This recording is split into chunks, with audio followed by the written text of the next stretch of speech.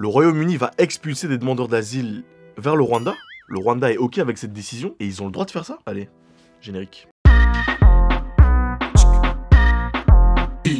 Ça fait 2 ans que le projet de loi est discuté au Royaume-Uni. Il est porté par le gouvernement conservateur de Rishi Sunak et avant lui de Boris Johnson. Pour les conservateurs, l'immigration coûte beaucoup d'argent aux contribuables britanniques. Et ils justifient aussi leur positionnement en disant que l'immigration clandestine coûte des vies aux personnes qui tentent d'arriver au Royaume-Uni. Alors après 2 ans de lutte politique et juridique, un vol vers le Rwanda bloqué de justesse par la Cour européenne des droits de l'homme et une première loi annulée par la Cour suprême britannique qui avait jugé ça illégal d'envoyer des demandeurs d'asile au Rwanda, le gouvernement britannique a fait le forcing et a fini par atteindre son objectif. Alors concrètement, cette loi super controversée, elle permet quoi? Eh bien, les demandeurs d'asile arrivés par des méthodes que le gouvernement appelle des méthodes illégales, dangereuses ou inutiles, comme sur des petits bateaux ou cachés dans des camions au péril de leur vie, se verront expulsés direction le Rwanda. Et c'est depuis le Rwanda que le gouvernement britannique analysera leur demande d'asile. Ce sera en fait une sous-traitance des demandes d'asile de toutes origines. Donc en gros, tu pourrais être un demandeur d'asile syrien, afghan ou peu importe. En cas de contrôle de police, si tu dis que tu es demandeur d'asile, ce qui est ton droit le plus strict selon les conventions de Genève, on pourrait te dire ok, c'est bien beau, mais tu dois aller au Rwanda. Et c'est de là qu'on va traiter ta demande. Si t'es accepté,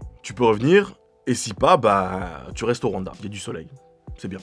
T'aimes bien le soleil, hein? J'aime bien! À Kigali, les autorités rwandaises se disent impatientes d'accueillir les personnes relocalisées. Et la porte-parole du gouvernement, Yolande Makolo, a même déclaré « Nous avons travaillé dur au cours des 30 dernières années pour faire du Rwanda un pays sûr et sécurisé, tant pour les Rwandais que pour les non-Rwandais. » Sauf que justement, cet argument est un de ceux qui a été contesté par la justice britannique et internationale. Parce que si le Premier ministre Rishi Sunak définit le Rwanda comme un pays sûr pour accueillir des migrants, et que le pays se présente comme l'un des plus stables du continent africain, son président, Paul Kagame, et son gouvernement sont jugés par beaucoup comme étant autoritaires. De son côté, le haut-commissaire aux droits de l'homme de l'ONU, Volker Turk, estime aussi que ce projet va à l'encontre des principes fondamentaux des droits humains. Et dans un communiqué, l'ONU a appelé le gouvernement britannique à reconsidérer ce projet parce qu'elle estime que les mesures de lutte contre l'immigration illégale doivent être prises, je cite, sur la base de la coopération internationale et du respect du droit international des droits de l'homme. Et selon le ministère de l'Intérieur, 99,5% des recours de migrants échoueront avec le nouveau texte. Donc, en plus de l'opposition de certaines assauts d'aide aux migrants, le Conseil de l'Europe a aussi fortement invité Londres à revenir sur sa loi. Les avantages pour Rishi Sunak que ça se fasse en tout cas, c'est clairement politique électorale. Annoncé comme largement perdant face aux travaillistes, les conservateurs pensent aux prochaines élections. Et ils savent que l'immigration sera un sujet au cœur de la campagne.